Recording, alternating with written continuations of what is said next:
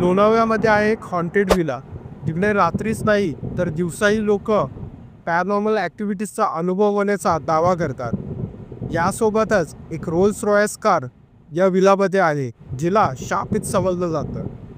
पूर्ण स्टोरी जाण्यासाठी मित्रांनो व्हिडिओला पूर्ण बघा आणि चॅनलवर नवीन असाल तर आत्ताच सबस्क्राईब करून घ्या।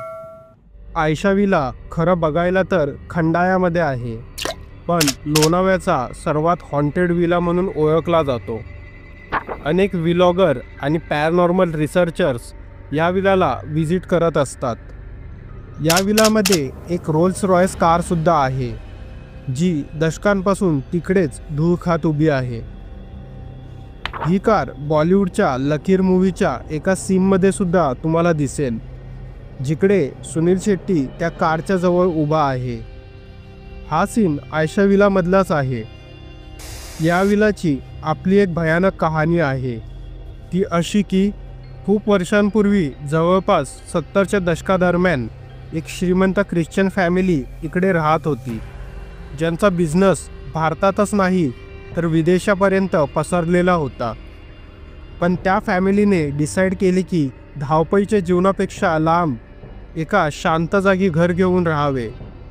त्यासाठी त्यांनी मुंबईपासून लांब खंडाळा परिसरात हा विला बांधला आणि ते तिकडे राहायला आले। या परिवारात नवरा बायको आणि त्यांची 17 वर्षांची मुलगी आयशा होती। या परिवाराची श्रीमंती आणि वैभवाची चर्चा आजूबाजूच्या पूर्ण भागात पसरलेली होती।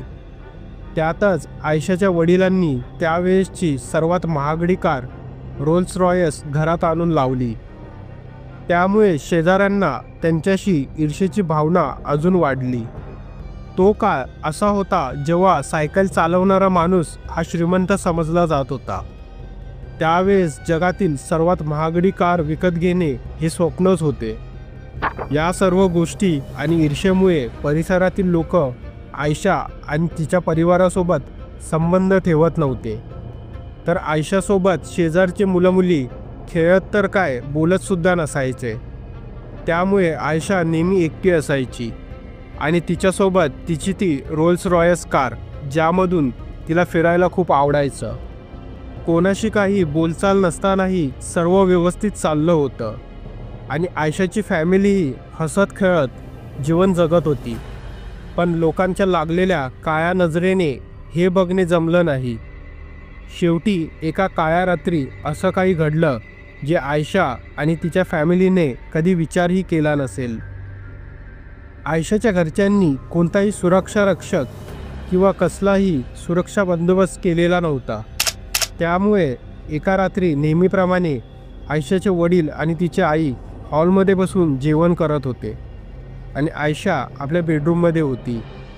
तेव्हा अचानक 20 ते 25 चोर त्यांच्या घरात शिरले आणि चोरी करून आयशाच्या आईवडिलांना खूप बेकार पद्धतीने मारहाण करू लागले। शेवटी मारून मारून त्यांना पूर्ण संपवून टाकले। बाहेरचा आवाज ऐकून आयशा जेव्हा बेडरूममधून बाहेर आली, तेव्हा काही लोकांची वाईट नजर तिच्यावर पडली आणि त्यांनी तिचा बलात्कार केला आणि तिला मारून टाकले आणि शेवटी त्या घराला आग लावली। लोकांच्या सांगण्यानुसार हल्ला करणारे ते लोक हे जवळपासचेच राहणारे होते। त्यांची वाईट नजर अनेक दिवसांपासून या परिवारावर होती। या घटनेच्या काही दिवसानंतरच शेजारची मुलं त्या परिसरात खेळत असताना त्यांचा बॉल त्या विलाजवळ गेला।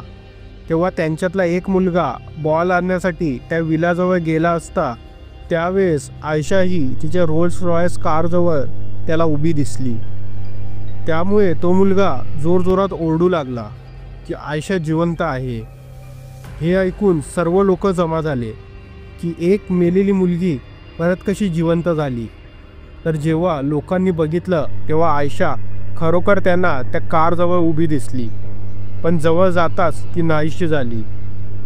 नंतर लोकांनी त्या गाडीच्या प्रत्येक भागाला तोडून वेगळे केले आणि आपापल्या घरी ते भाग घेऊन गेले।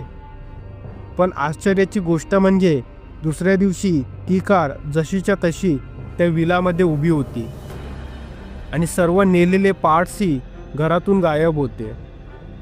हे बघून लोकांमध्ये भीती पसरली आणि त्या विलाजवळ जाणे लोकांनी सोडून दिले.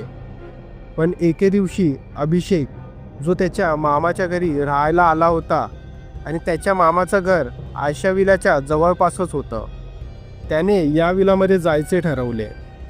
कारण अनेक गोष्टी त्याने याबद्दल ऐकल्या होत्या.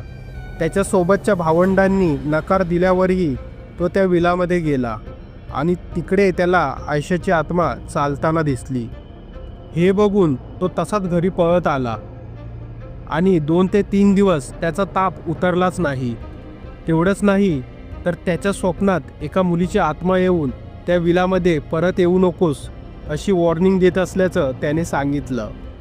या सर्व गोष्टींचा ठोस पुरावा नाही आहे, पण आजही तुम्ही गेलात तर बघू शकता त्या रोल्स रॉयस कारला रश्शीने बांधून ठेवलं आहे, कारण ती अचानक चालायला लागू नये. आयशाला त्या गाडीसोबत इतका लगाव होता की आजही ती त्या गाडीमध्ये बसलेली दिसते. आणि त्या गाडीसोबत फोटो काढणारे लोक सांगतात की 2 फोटो काढल्यानंतर 3रा फोटो काढण्याआधी त्यांचा फोन स्विच ऑफ होऊन जातो किंवा सर्व फोटो खराब होतात. अनेक लोक आपले वेगवेगळे अनुभव सांगतात, पण जर खरंच त्या दुर्दैवी घडलेल्या घटनेमुळे आयशाचा आत्मा अजूनही त्या विलामध्ये भटकतो तर तिच्या आत्म्याला शांती लाभो हीच प्रार्थना.